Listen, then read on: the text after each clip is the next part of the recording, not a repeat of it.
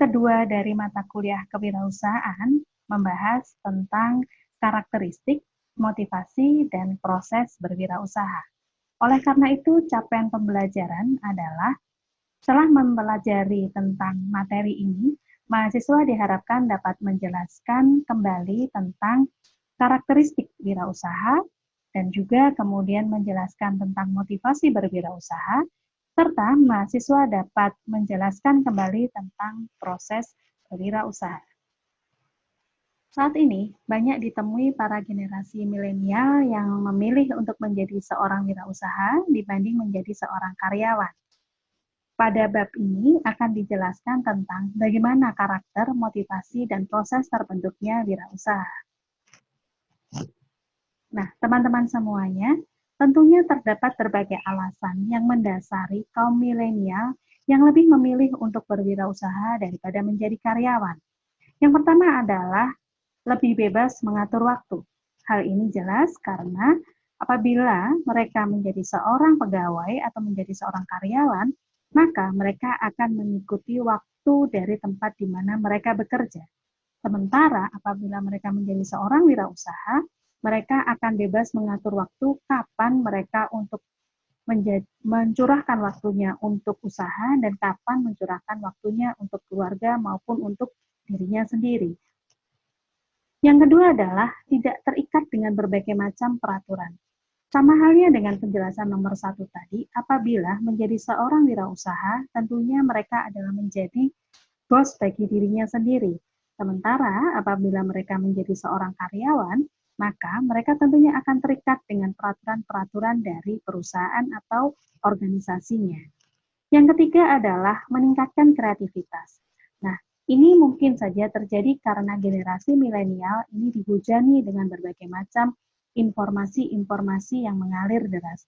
Tentunya hal ini juga akan memicu terjadinya suatu kreativitas yang tanpa batas dari para generasi milenial. Yang keempat adalah menyukai tantangan dan selalu terhubung dengan internet.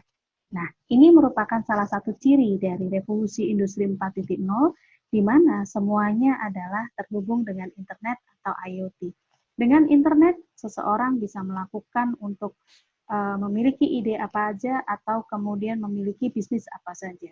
Nah, ini rupanya yang menjadi suatu hal yang disukai oleh para generasi milenial karena semakin banyaknya arus informasi dan semakin banyaknya keterbukaan, maka kemudian ini akan mendatangkan tantangan-tantangan baru di dalam bisnis. Sebab berikutnya adalah tentang karakter wirausaha. Tidak sedikit wirausaha yang harus gulung tikar karena mereka tidak memiliki mental dan karakter wirausaha yang mumpuni. Sementara itu, di dalam diri wirausaha terdapat karakter atau ciri-ciri watak yang membedakan dirinya dengan yang bukan wirausaha. Dikutip dari Meredith, buku kewirausahaan teori dan praktek, maka ciri-ciri dan watak wirausaha dijelaskan pada tabel berikut, di mana ciri-ciri yang pertama adalah percaya diri. Hal itu ditunjukkan dengan watak seperti apa? Seperti keyakinan, ketidaktergantungan, atau mandiri, individualistis, dan memiliki suatu optimisme. Yang kedua adalah ciri yang melekat pada berorientasikan tugas dan hasil. Wataknya bagaimana? Misalnya kebutuhan akan prestasi, berorientasi pada laba, memiliki ketekunan dan ketabahan, tekad kerja keras, serta mempunyai dorongan yang kuat, energik, dan inisiatif. Ciri yang ketiga adalah pengambilan resiko atau pengambil resiko. Wataknya bagaimana? Mereka memiliki kemampuan mengambil risiko dan suka pada tantangan. Ciri yang keempat adalah kepemimpinan, yang ditunjukkan dengan watak bertingkah laku sebagai pemimpin, dapat bergaul dengan orang lain, menanggapi saran-saran dan kritik sebagai sesuatu yang sifatnya adalah membangun atau untuk kemajuan usahanya. Ciri berikutnya adalah keorisinilan, ditunjukkan dengan inovatif dan kreatif, fleksibel, punya banyak sumber atau referensi, serba bisa, dan bisa menjelaskan banyak hal. Ciri yang terakhir adalah berorientasi masa depan, ditunjukkan dengan watak, misalnya pandangan ke depan atau memiliki suatu perspektif tentang masa depan. Itu tadi teman-teman adalah ciri-ciri dan watak wirausaha. Sebab berikutnya adalah menjelaskan tentang berbagai alasan yang melatar belakangi seseorang memutuskan untuk berwirausaha. Di sini ada 4 latar belakang. Yang pertama adalah alasan keuangan, yang kedua adalah alasan sosial, yang ketiga adalah alasan pelayanan, yang keempat adalah alasan pemenuhan diri. Untuk alasan yang keuangan, seseorang tergerak untuk memutuskan berwirausaha karena untuk memenuhi kebutuhan hidupnya, atau seseorang tergerak untuk menjadi seorang wirausaha karena keinginannya untuk misalnya menjadi cepat kaya. Yang kedua adalah alasan sosial. Alasan sosial di sini diartikan dengan seseorang memutuskan untuk berwirausaha karena menghindari adanya suatu pandangan yang miring dari masyarakat, misalnya pandangan tentang pengangguran. Atau seseorang itu baru keluar dari tahanan atau sebagai seorang narapidana, maka ingin mendapatkan pengakuan dari masyarakat, maka dia memutuskan untuk berwirausaha. Yang ketiga adalah alasan pelayanan. Seperti kita ketahui, alasan pelayanan di sini adalah lebih didasarkan pada bagaimana melayani masyarakat dibanding daripada mengejar suatu laba atau profit. Seperti contoh adalah misalnya bisnis yang dilakukan oleh seorang anak muda, Muhammad Al-Fatih Timur, bersama dengan rekannya yang mendirikan kitabisa.com, yang menghubungkan antara orang yang membutuhkan dana dengan para donatur. Yang keempat adalah alasan pemenuhan diri. Alasan pemenuhan diri di sini adalah seseorang memutuskan untuk berwirausaha karena tergerak untuk mandiri, tergerak untuk tidak terikat pada peraturan-peraturan, tergerak untuk bisa menjadi dirinya sendiri. Nah, itu tadi adalah latar belakang seseorang untuk memutuskan menjadi seorang wirausaha.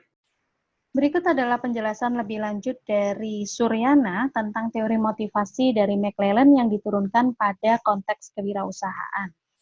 Pada konteks kewirausahaan ada motivasi berprestasi, di mana kebutuhan berprestasi dari seorang wirausaha akan nampak dalam bentuk tindakan untuk melakukan sesuatu yang lebih baik dan lebih efisien dibanding sebelumnya. Ciri-ciri kebutuhan berprestasi dari seorang wirausaha diantaranya adalah ingin mengatasi sendiri kesulitan dan persoalan-persoalan yang timbul dalam dirinya.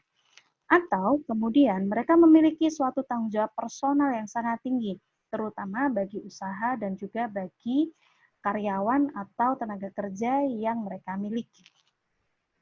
Motivasi yang berikutnya adalah motivasi berkuasa atau memimpin. Merupakan keinginan untuk mempengaruhi, mengendalikan, dan menguasai orang lain. Ciri-ciri kebutuhan tersebut dari seorang wirausaha akan mencakup keberaniannya untuk bersaing dan juga berorientasi pada status.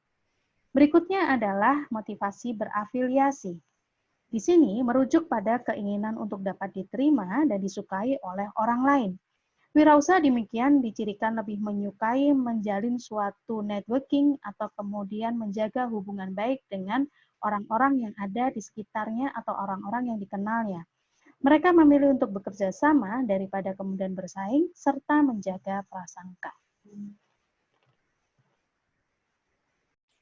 Teori motivasi lain dari wirausaha diungkapkan oleh Russell M. Knight, di mana ia menyatakan bahwa seseorang termotivasi menjadi seorang wirausaha itu tidak semata-mata hanya didasarkan pada faktor finansial.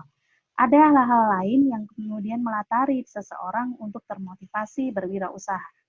Apa saja hal itu, teman-teman? Mari kita pelajari bersama.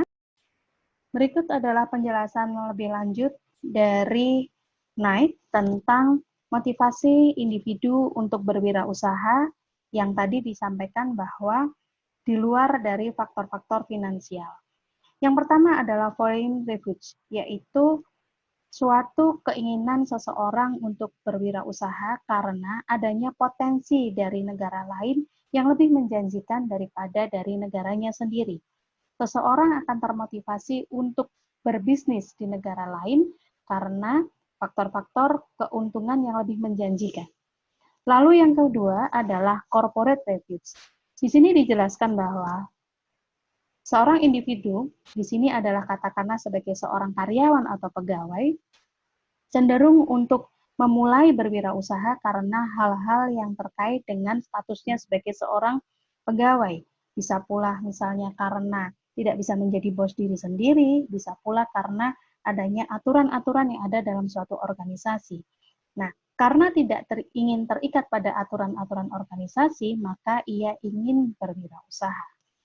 Berikutnya adalah parental atau paternal refuge. Di sini dijelaskan bahwa seseorang termotivasi berwirausaha karena pengaruh dari orang tuanya. Karena orang tuanya adalah seorang wirausaha, maka ketika mereka dibesarkan pada lingkungan di mana lingkungan tersebut dari mulai dia kecil sampai kemudian dia besar menstimulus dia dalam suatu kegiatan-kegiatan usaha, maka ia tergerak untuk memulai berwirausaha. Yang keempat adalah feminist refuge. Di sini adalah dijelaskan wanita yang pernah mengalami perlakuan diskriminatif di tempat kerja maupun di dalam masyarakat akan berusaha membuktikan bahwa dirinya mampu untuk menjadi seorang wirausaha. Berikutnya adalah the housewife refuge. Di sini diartikan bahwa wanita yang memiliki keterbatasan atau kendala untuk mengaktualisasi dirinya sebagai karyawan karena alasan anak atau alasan rumah tangga atau terkendala dari izin pasangan akan mencoba membantu suaminya dalam hal keuangan untuk mencukupi kebutuhan-kebutuhan rumah tangga. Berikutnya adalah the society refuge. Di sini dijelaskan bahwa seseorang yang tergerak berwirausaha karena memandang adanya ketidakadilan yang dialami masyarakat di sekitarnya, atau memandang bahwa permasalahan masyarakat yang seharusnya mendapatkan perhatian dari pihak-pihak yang berwenang, namun itu luput dari perhatian pihak tersebut. Kita ambil contoh misalnya bagaimana seorang pemuda bernama Muhammad Al-Fatih Timur bersama dengan rekannya menggagas kitabisa.com. Sebuah bisnis yang bertujuan menemukan orang yang memerlukan bantuan dengan para donatur secara online. Yang terakhir adalah tentang educational refuge. Banyak orang yang tidak dapat tuntas menyelesaikan pendidikannya atau mereka yang tidak cocok dengan sistem pendidikan yang ada, memilih untuk menjadi wirausaha daripada menyelesaikan pendidikannya hingga tuntas. Ya, wirausaha. Apakah kemudian proses yang menjelaskan tentang lahirnya wirausaha? Di sini akan dijelaskan 3 teori yang mendasari proses terbentuknya wirausaha. Teori yang pertama adalah Life Path Change Theory. Menurut Shapiro dan Sokol, dalam Lupio Adi, menyatakan bahwa tidak semua wirausaha lahir dan berkembang menjadi jalur yang sistematis dan terencana. Hal itu disebabkan karena satu, adanya suatu negative displacement. Apa itu negative displacement?